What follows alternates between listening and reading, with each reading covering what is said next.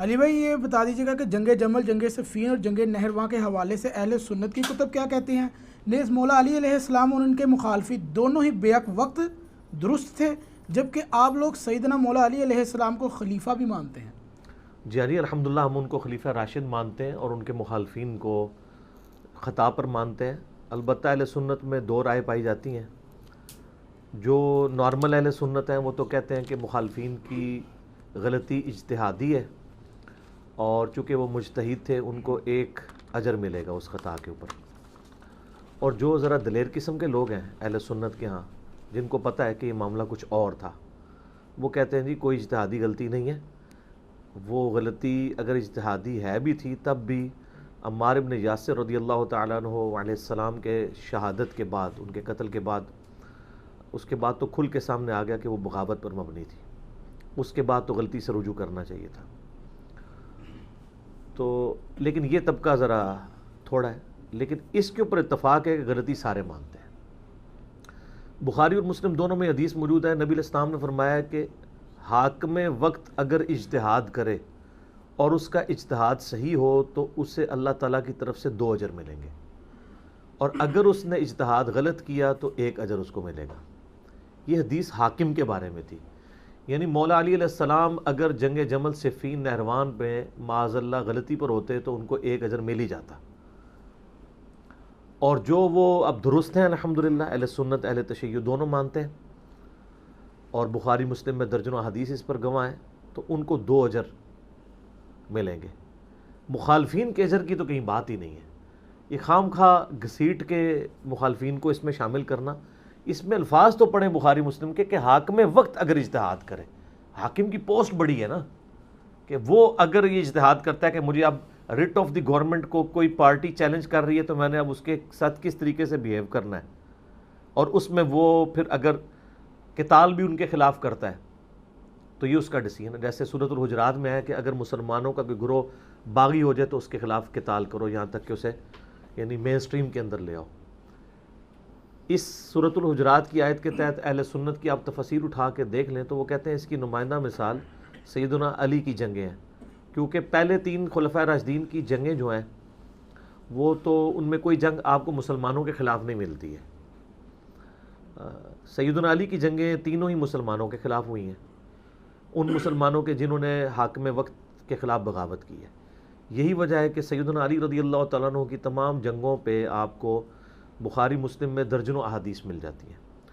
اور یہ میں نے جو واقعہ کربلا والا ریسرچ پیپر لکھا ہے 5B، جس میں 200 احادیث میں نے جمع کی ہیں، میں اکثر جس کا تعارف کرواتا ہوں، اس میں جنگ جمل صفین نہروان کے اوپر درجنوں احادیث بخاری مسلم سے موجود ہے۔ ایک تو ایک بنیادی حدیث جو جامع ترمذی، سنن نبی داؤد اور سنن ابن ماجہ کے اندر موجود ہے کہ نبی علیہ السلام نے اپنی وفات سے کچھ عرصہ پہلے خطبہ دیا، بڑا بلیغ، اور صحابہ کرام کہتے ہیں ہر آنکھ اشک بار تھی، اور یوں لگ رہا تھا کہ آپ علیہ السلام کا یہ الوداعی خطاب ہے، اور لوگ جو ہے وہ رو رہے تھے۔ تو آپ علیہ السلام نے فرمایا کہ تم میں سے جو کوئی زندہ رہا عنقریب وہ بہت اختلاف دیکھے گا، تو ایسی صورتحال میں تم میری اور میرے خلفائے راشدین کی سنت کو لازم پکڑ لینا، علیکم بسنتی و سنت الخلفاء الراشدین المہدیین، اور اپنی دانتوں سے اس کو، جڑوں سے، اس کی داڑھوں سے مضبوطی سے پکڑ لینا، اور دین میں نئی نئی بدعات سے بچنا، ہر بدعت گمراہی ہے، اور سنن نسائی میں الفاظ ہیں کہ ہر گمراہی دوزخ میں لے جانے والی ہے۔ تو خلفائے راشدین کی سنت کو پکڑنا اور ان کے مخالفین کو اہل بدعت کہنا، یہ نبی علیہ السلام نے خود فرمایا۔ یہ بدعت کی جو بنیادی ڈیفینیشن جو ہے، یہ کل بدعۃ ضلالہ و کل ضلالۃ فی النار، یہ ہے ہی بیسیکلی خلفائے راشدین کے خلاف ہے۔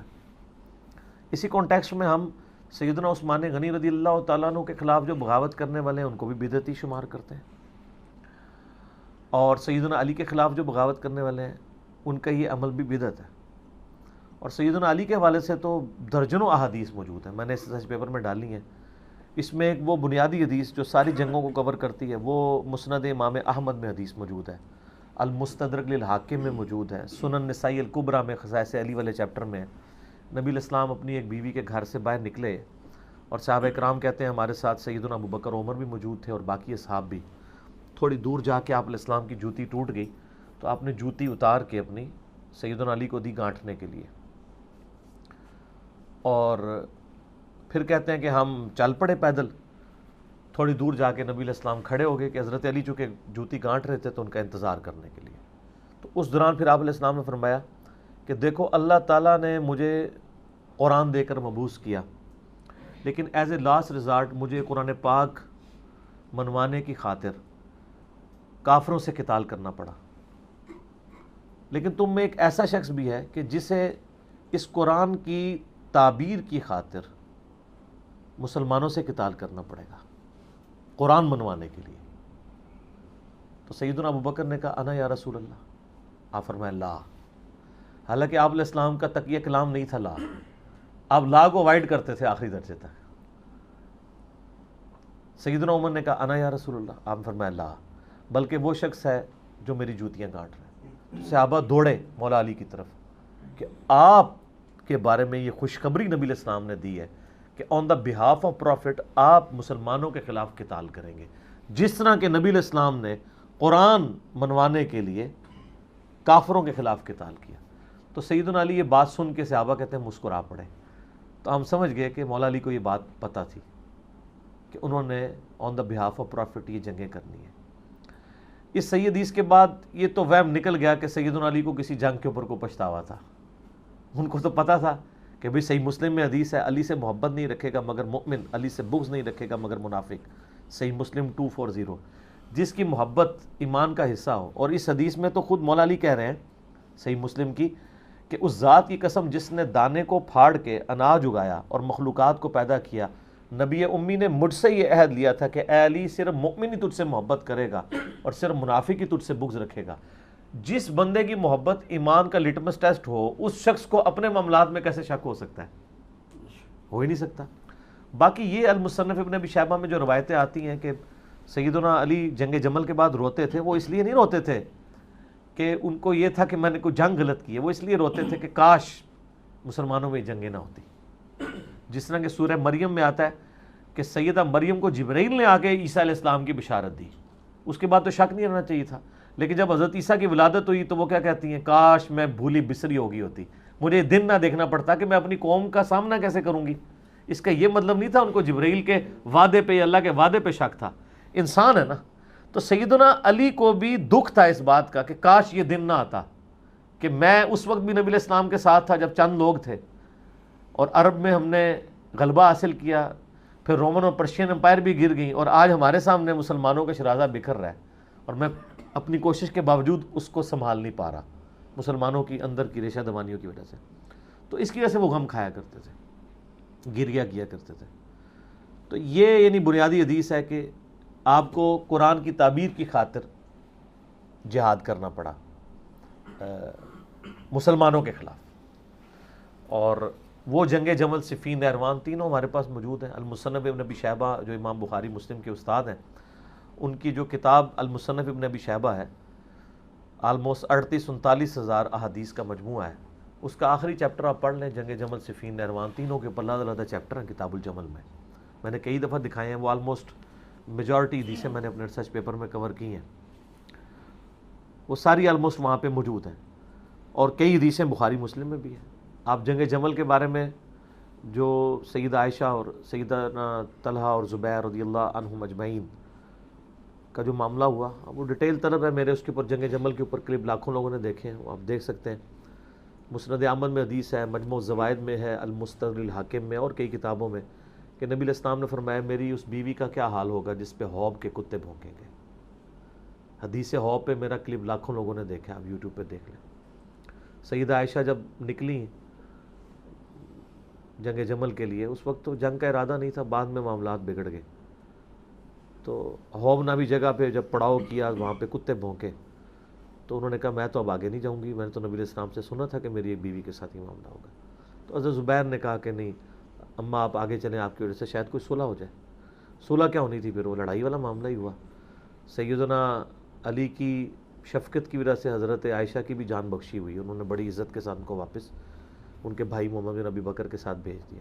اب بھائی ان کا محمد بن ابی بکر حضرت علی کے ساتھ تھا کیونکہ اس کی پرورش ساری حضرت علی نے کی تھی. حضرت بکر صدیق کی جو ایک بیوی تھی نا، اسماء بنت امیس، حضرت ابوبکر کی وفات کے بعد ان سے نکاح کر لیا تھا مولا علی نے، اور اسی سے محمد بن ابی بکر تھا. محمد بن ابی بکر کی اس وقت عمر آلموسٹ ہوگی کوئی 5-6 سال. تو اس وقت سے پھر حضرت علی نے ان کی پرورش کی ہے، اور وہ سیدہ عائشہ کو خیمے میں جا کے سمجھاتا تھا کہ آپ یہ غلط طرف جا رہی ہو. بعد میں حضرت عائشہ روتی تھی، صحیح بخاری میں آتا ہے، اور کہتی تھی مجھے میری سوکنوں کے ساتھ دفن کرنا، میں نہیں چاہتی کہ نبی علیہ السلام، ابو بکر، عمر کی وجہ سے لوگ میری تعریف کریں. اور مصنف ابن ابی شیبہ میں موجود ہے کہ مجھے نبی علیہ السلام کے بعد مجھ سے ایک ایسا نیا کام سرزد ہو گیا. اب میں بدعت کا لفظ نہیں بولتا، اردو میں ترجمہ کر دیتا ہوں کہ یہ والا معاملہ. اور اس پہ شیخ البانی نے باقاعدہ سلسلہ حدیث صحیحہ میں کمنٹس کیے کہ اس نئے کام سے مراد ان کا جمل کے لیے نکلنا تھا. وہ قرآن میں موجود ہے نبی کی بیویوں گھروں میں ٹھہری رہو. تو ان کو اس بات کا غم تھا کہ مجھ سے یہ غلط کام ہوا ہے. اور یہ یعنی جنگ جمل کے حوالے سے واضح حدیث موجود. پھر عمار بن یاسر والی حدیث تو بخاری مسلم دونوں میں ہے کہ سیدنا عمار بن یاسر کو نبی علیہ السلام نے دیکھا غزوہ خندق کے موقع کے اوپر یا مسجد نبوی کی تعمیر کے دوران. باقی لوگوں نے ایک ایک پتھر اٹھایا ہوا ہے اور انہوں نے 2 بھاری پتھر اٹھائے ہوئے ہیں، یعنی اتنے وہ دین کے لیے جذبہ کرنے والے تھے. تو نبی علیہ السلام نے ان کی مبارک داڑھی سے مٹی جھاڑی اپنے ہاتھوں سے، اور پھر کہا وائے عمار، عمار افسوس ابن سمیہ، تجھے ایک باغی جماعت قتل کرے گی. تو انہیں اللہ اور جنت کی طرف بلائے گا، وہ جماعت تجھے دوزخ کی طرف بلائے گی. یہ الفاظ اتنے سخت ہیں کہ زبیر لزئی رحمہ اللہ تعالیٰ مجھے خود کہتے تھے علی بھائی میں کانپ جاتا ہوں جب یہ الفاظ پڑھتا ہوں کہ میں اس کی تفسیر کیا کروں کہ وہ جماعت تجھے دوزخ کی طرف بلا رہی ہوگی. تو اس پہ تو اتفاق ہے کہ وہ جماعت کون سی ہے. ٹھیک ہے. اگلے دن میں وہ بریلویوں کے ایک ناسبی مولوی کو سن رہا تھا، تو وہ اس کو کمپیئر کر رہا تھا حضرت زبیر کے ساتھ کہ حضرت زبیر، جب آپ کو پتہ نا سلسلہ حدیث صحیحہ میں شیخ البانی میں ساری روایتیں بھی جمع کی ہیں حاکم کے ریفرنس سے، کہ جب حضرت زبیر جنگ جمل کے لیے آئے نا تو حضرت حسن بن علی نے بتایا کہ آ گئے حضرت زبیر، آپ کے پھوپھی زاد آپ سے بڑا لاڈ کرتے تھے، آج تلوار اٹھا کے. تو حضرت علی نے ان کو پھر باہر نکل کے کہا کہ زبیر یاد ہے کہ نبی علیہ السلام نے تم سے ایک دن فرمایا تھا جب تم مجھ سے بڑا پیار کر رہے تھے کہ ایک دن تم علی کے خلاف تلوار اٹھاؤ گے، تم ظالم ہوگے. تو ان کو وہ حدیث یاد آ گئی تو وہ فوراً پلٹ گئے جنگ چھوڑ کے. تو یہ ہو سکتا ہے بھول جائے. قرآن میں آتا ہے کہ حضرت یوسف علیہ السلام نے جو 2 قیدی تھے، ایک قیدی کو جب آزادی ہونے لگی جس کی بشارت حضرت یوسف نے دی تھی اور کہا تھا اپنے بادشاہ سے میرا ذکر کرنا، یہ تو کبھی بھولنا ہی نہیں چاہیے تھا اس کو تو 9 سال وہ بھول آ رہا. تو حضرت زبیر بھی بھول گئے تو کوئی ایسا مسئلہ نہیں. اگر کوئی اس حدیث پہ اعتراض کرتا ہے تو قرآن میں تو اس سے بھی بڑا واقعہ ہے، تو اس کا بھی آپ مذاق اڑائیں گے. یہ ہو سکتا ہے شیطان جب بھلا دے تو وہ حضرت علی کے فوجی نے جا کے قتل کر دیا. جب حضرت علی کو خبر پہنچی تو انہوں نے کہا کہ میں زبیر کے قاتل کو جہنم کی بشارت دیتا ہوں، کیونکہ نبی علیہ السلام نے فرمایا تھا کہ زبیر کا قاتل دوزخ میں ہے. تو وہ شخص پھر کہنے لگا ہم آپ کی خاطر، ان کا میں نے تمہیں بھیجا تھا، اسی لیے اطاعت امیر کا حکم ہے. تو وہ پھر خارجیوں میں شامل ہو گیا. تو وہ ناسبی مولوی جو ہے نا وہ بریلویوں کا، وہ کہتا ہے کہ جی اس بنیاد پہ پھر آپ حضرت علی کی پارٹی کو بھی پھر دوست کی پارٹی کہیں، کیونکہ حضرت علی نے خود ہی کہا کہ زبیر کا قاتل جو ہے وہ دوست کی ہے. زبیر کے قاتل کو دوست کی کہا ہے نا، اس قاتل کی جماعت کو تو دوست کی نہیں کہا. اس کو تو مولا علی خود کہہ رہے ہیں. یہاں الفاظ ہے کہ عمار کو ایک باغی جماعت قتل کرے گی. اس پوری پارٹی کو جو مولا علی کے خلاف کھڑی ہے باغی جماعت دوزخ کی طرف لانے والی کا ہے. تو آپ دیکھیں چھوٹے چھوٹے فرق کے ساتھ یہ منطق لڑا کے کس طرح انالوجی سیم بنانے کی کوشش کرتے ہیں. ٹھیک ہے. تو یہ کیا سمجھتے ہیں لوگ گھاس کھاتے ہیں؟ ہمیں نہیں پتا کہ آپ 2 بالکل ڈیفرنٹ چیزوں کو ایک بنا کے پیش کر رہے ہیں. تو یہ کلپ میں نے حالیہ دنوں میں دیکھا تو وہ ایک ٹی وی چینل پہ، ایک انگلینڈ سے ٹی وی چینل چلتا ہے، تو وہ ناسبی بیٹھ کے تو اس طرح کی باتیں کر رہا تھا. تو جاہل آدمی مطلب پتہ ہی نہیں ہے کہ 2 چیزوں ڈیفرنٹ چیزوں کو آپ ایک طرف ایک انڈیویجول ہے، ایک طرف پوری جماعت کو کہا ہے. حالانکہ وہاں بھی ایک انڈیویجول بھی تھا، مسند احمد میں موجود ہے، ابو الغادیہ نام کا بندہ ہے، صحابی ہے، اور عام صحابی نہیں ہے، صلح حدیبیہ کا صحابی ہے.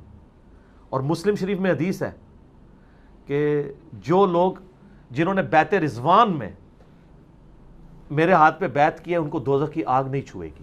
یہ حدیث مسلم شریف میں ہے، ابو داؤد میں بھی ہے، صحیح مسلم میں بھی موجود ہے. ابو الغادیہ جو ہے وہ اصحاب شجرہ میں سے ہے. لیکن اس حدیث کے تحت دوسری طرف مسند احمد میں وہ خود ہی ابو الغادیہ کا چیپٹر آپ نکال لیں، ابو الغادیہ پوری زندگی روتے تھے کہ مجھ سے عمار ابن یاسر کا قتل ہو گیا، ٹھیک ہے، اور وہ کہتے تھے کہ نبی علیہ السلام نے تو فرمایا تھا عمار کا قاتل اور مال لوٹنے والا دوزخ میں ہے، وہ روتے تھے۔ اچھا، اب جو ناسبی ہیں نا وہ کہتے ہیں کہ نہیں، عمار کا قاتل اور مال لوٹنے والا دوزخ میں ہے، تو ابو الغادیہ جو ہے نا چونکہ اس کو فضیلت حاصل ہو چکی ہے اصحاب شجرہ کی، لہٰذا اس پہ یہ فٹ نہیں ہوگا۔ اچھا، حالانکہ خاص دلیل سے عام ختم ہوتی ہے، عام دلیل سے خاص چیز نہیں ختم ہوتی، وہ عام دلیل ہے، یہ خاص ہے، ٹھیک ہو گیا، یہ خاص چیز جو ہے اس کو عام دلیل سے ختم کر رہے ہیں۔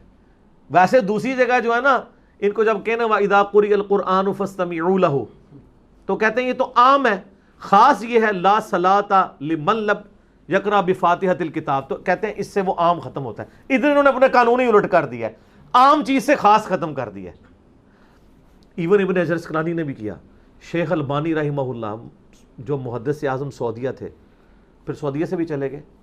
محدث اعظم سعودیہ اس لیے کہا جاتا ہے کہ سعودیہ کا مفتی اعظم بن باز کہتا ہے کہ میں نے نیلی چھتری کے نیچے اس سے بڑا حدیث کا کوئی عالم نہیں دیکھا۔ اس وقت مدینہ یونیورسٹی میں، ام القریٰ یونیورسٹی مکے کے اندر سارے استاد جتنے ہیں وہ سارے شاگرد ہیں شیخ البانی کے۔ تو شیخ البانی رحمہ اللہ نے پھر ابن حجر اسقلانی کے اوپر گرفت کیا ہے، انہوں نے کہا کہ یہ بہت غلط اجتہاد آپ نے کیا ہے۔ جب نبی علیہ السلام اس کو کہہ رہے ہیں کہ مار کا قاتل اور مال لوٹنے والا دوزخ میں ہے، تو اب اصحاب شجرہ والی جو فضیلت ہے اس سے وہ باہر نکل گیا، کیونکہ یہ اسپیسیفائی ہو گیا نا، یہ خاص دلیل ہوگی، ٹھیک ہے۔ باقی وہ دوزخ میں ظاہر ہے ہمیشہ کے لیے نہیں رہیں گے، یہ تو ہم بات نہیں کریں گے، جس نے کلمہ پڑھا الٹیمیٹلی ایک دن اپنا عذاب بھگت کے جنت میں چلا جائے گا۔ لیکن ابو الغادیہ صحابی بھی ہیں، مسند ابو الغادیہ پورا چیپٹر ہے مسند امام احمد میں، اور وہ مسند ابو الغادیہ نکال لیں تو اس میں یہی ساری حدیثیں ہیں، ان کی رونے کی اور یہ کرنے کرانے کی 4-5 حدیثیں ہیں ٹوٹل، ٹھیک ہے، حدیث کی کتابوں میں۔ تو وہ پوری زندگی روتے تھے اور کہ بھی عمار کا قتل مجھ سے ہو گیا، ان کو بھی یعنی اس چیز کا احساس ہو گیا، لیکن ان پہ صرف فٹ نہیں ہوا۔ بخاری کی حدیث ہے 2812، عمار کو ایک باغی جماعت قتل کرے گی، حالانکہ قتل تو ایک بندے نے کیا ابو الغادیہ نے، اور وہ رو بھی رہا ہے کہ میں نے انڈیویجول نے کیا ہے، لیکن پوری جماعت کو رگڑے میں آ گئی ہے، اس لیے کہ وہ جماعت جو ہے نا اصل میں وہ ایک بغاوت کے اوپر ہے، ٹھیک ہو گیا نا، اس نے پورا سٹانس لیا ہوا ہے۔ اس لیے تو المصنف ابن ابی شیبہ میں موجود ہے نا کہ مولا علی کہتے ہیں جب ان سے اہل صفین کے بارے میں پوچھا گیا، میں نے اس پمفلٹ میں بھی ڈالا ہے، انہوں نے کہا میں امید کرتا ہوں کہ میرے ساتھی تو ہے ہی جنتی، کیونکہ انہوں نے خلیفہ راشد کی طرف سے قتال کیا اور شہید ہوئے، میں امید کرتا ہوں میرے مخالفین بھی جو ہے وہ اللہ تعالیٰ ان کو معاف کر دے گا جن کو ان کے سرغنہ نے ورگلایا۔ پھر قیامت والے دن معاملہ اللہ کی بارگاہ میں میرے اور معاویہ کے درمیان طے پائے گا، ٹھیک ہے نا جی۔ یہ حصہ چھپا دیتے ہیں یہاں پہ کچھ اہل حدیثوں نے نا، یعنی حضرت علی کے مخالفین کے دفاع کے لیے کتابیں لکھی ہیں نا، تو وہ اتنا ہی لکھتے ہیں کہ دیکھیں حضرت علی تو خود کہہ رہے ہیں کہ میرے بھی جنتی ہیں، مخالفین بھی جنتی ہیں، آخری الفاظ نہیں نکالتے کہ پھر معاملہ میرا اور معاویہ کے درمیان طے پائے گا، ٹھیک ہے نا۔ یہ بھی حضرت علی کی اسیسمنٹ ہے، ہو سکتا ہے کہ صرف حضرت معاویہ والا معاملہ نہ ہو، باقیوں کا بھی ہو، یہ ان کی ایک امید ہے، انہوں نے کہا مجھے امید ہے، وہ تو اللہ نے فیصلہ کرنا نا، آخرت کا فیصلہ تو ہم یہاں بیٹھ کے نہیں دنیا میں کرتے۔ دوسری طرف المصنف ابن ابی شیبہ میں مولا علی نے قنوت نازلہ بھی پڑھی ہے، اللہم علیک بمعاویۃ و شیعہ، اے اللہ معاویہ اس کے شیعہ کو برباد کر، عمر ابن عاص اور اس کے شیعہ کو برباد کر، جو ہے ابا سلمی اور اس کے شیعہ کو برباد کر۔ ان کو تو انہوں نے معاف نہیں کیا۔ اہل جمل کے بارے میں تو آپ نے مطلب نرم رویہ رکھا ہے، کیونکہ ظاہر ہے وہ حضرت طلحہ بھی چھوڑ گیا، المصلی الحاکم میں آتا ہے، تو مروان نے خود ہی ان کے گھٹنے میں تیر مار دیا کہ اس کی وجہ سے جنگ ہم ہار گئے، تو اہل جمل کو بھی معاف کر دیا۔ اور آپ اہل نہروان والوں کے بارے میں آ جائیں تو بخاری مسلم میں حدیثیں ہیں کہ نبی علیہ السلام نے فرمایا تھا کہ اس طرح کی ایک قوم نکلے گی، اور جب میرے مسلمانوں میرے یعنی اس ماننے والوں میں مسلمانوں میں 2 گروہ بن جائیں گے، تو ان میں سے جو گروہ اقرب الی الحق ہوگا وہ قتال کرے گا اس خوارج کی جماعت کے ساتھ، ٹھیک ہے، وہ روئے ارض کے سب سے بہترین لوگ ہوں گے، وہ خوارج کے خلاف لڑنے والے مولا علی کے ماننے والے لوگ جو جنگ نہروان ہوئی ہے۔ اب یہ اقرب الی الحق سے وہ پھر لیتے ہیں، کہتے ہیں جی اس سے پتہ چلا دوسرا بھی حق پہ ہے، نہ دوسرا حق پہ ہو تو بخاری کی وہ حدیث کہاں جائے گی کہ دوزخ کی طرف بلانے والی جماعت، باغی جماعت۔ اقرب الی الحق جو ہے یہ عربی کا سٹائل ہے. پھر میں نے اس پمفلٹ پہ باقاعدہ اس کا جواب دیا ہے کہ اس سٹائل کی یہ تو آیت ہے نا, سورہ آل عمران کی آیت نمبر 167 ہے. غزوہ احد کے موقع پر اللہ تعالیٰ نے منافقین کے لیے کہا کہ وہ اس وقت کفر کے زیادہ اقرب تھے ایمان کی نسبت. تو اس کا مطلب منافقین میں ایمان بھی تھا؟ نہیں, منافق تو ہوتا ہی کافر ہے. تو کہا اقرب, یہ اقرب کا مطلب حق والا اس کے تحت. اور سورہ الکبریٰ البیہقی میں عمار بن یاسر نے فرمایا کہ اہل شام کو یہ نہ کہو کہ وہ کافر ہیں, بلکہ کہو کہ وہ فاسق ہے اور ظالم ہے, کافر ان کو نہ کہو.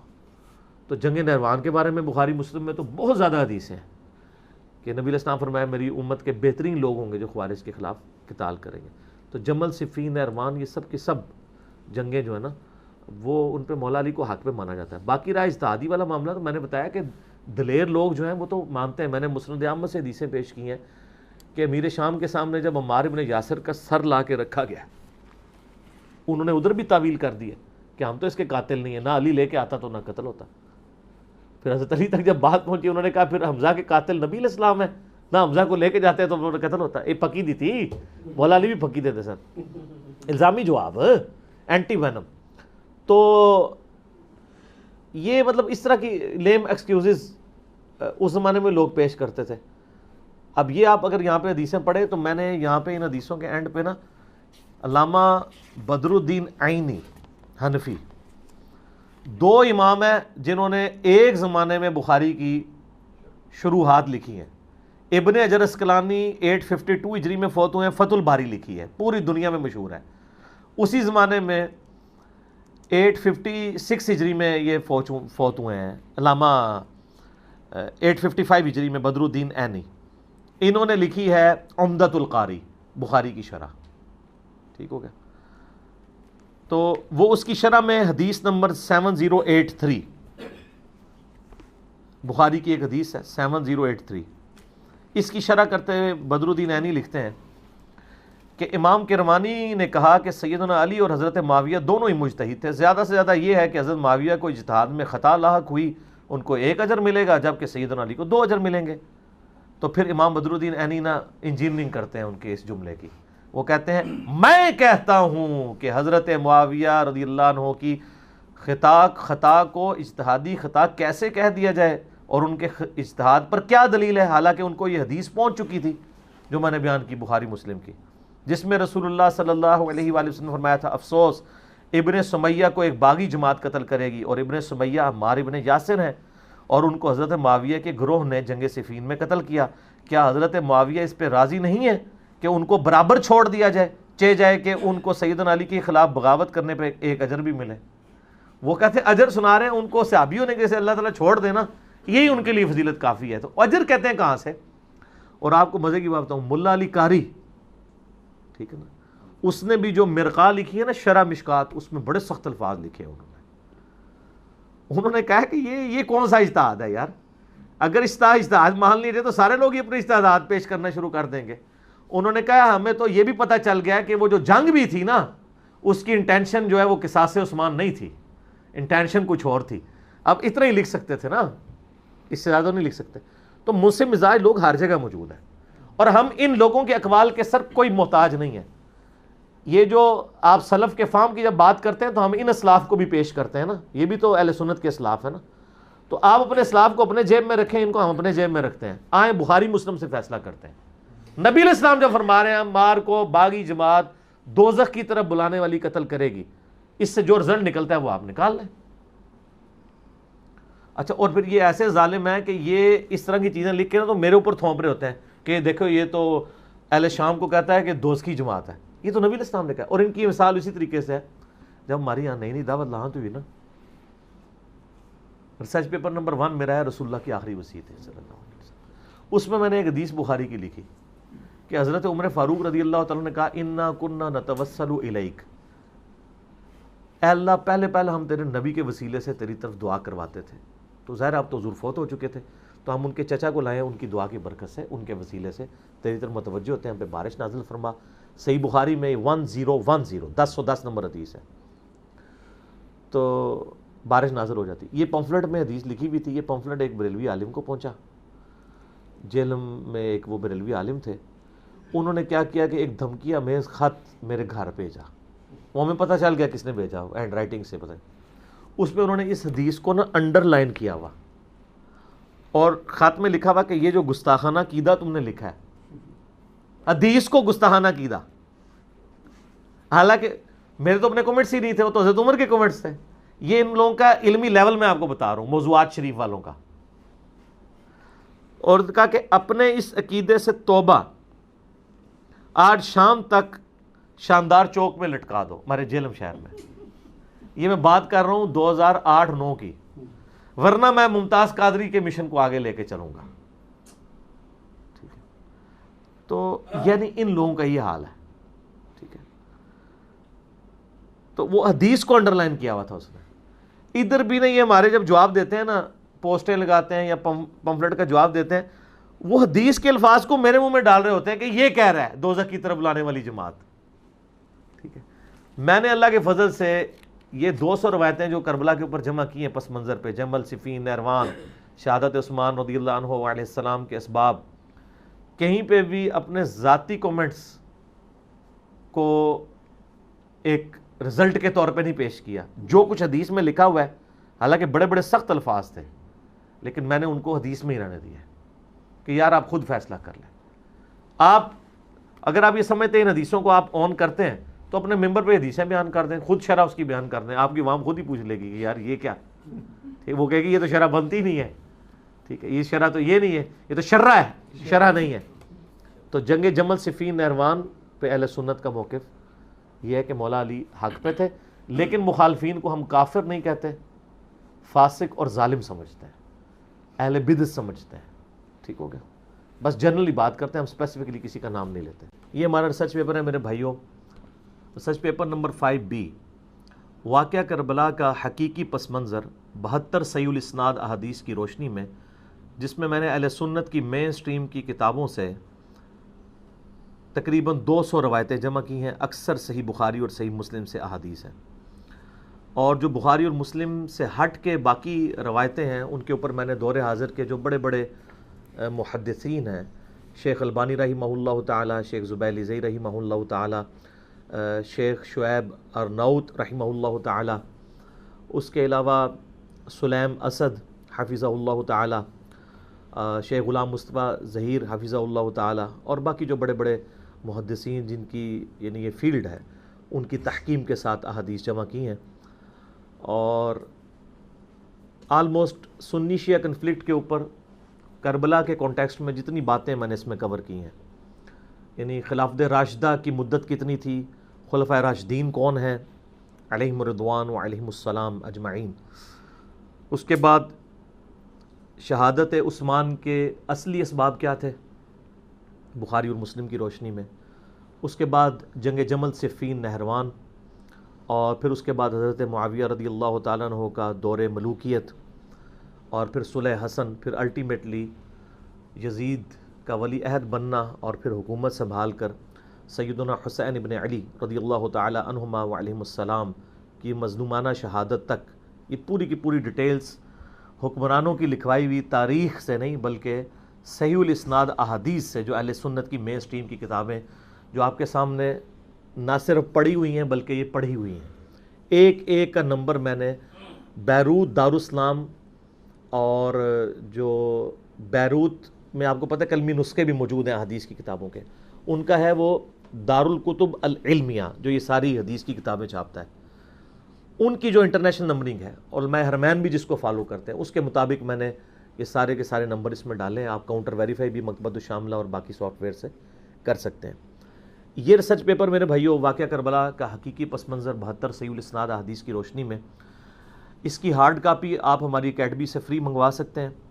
اس کے لیے آپ ہمارے اکیڈمی کے نمبر کے اوپر رابطہ کر سکتے ہیں، +92-321-5900-162، +92 کے کوڈ کے ساتھ 321-5900-162. صبح 9 سے لے کر ظہر تک، اور شام کو عصر سے لے کر مغرب تک یہ یعنی فون اویلیبل ہوتا ہے.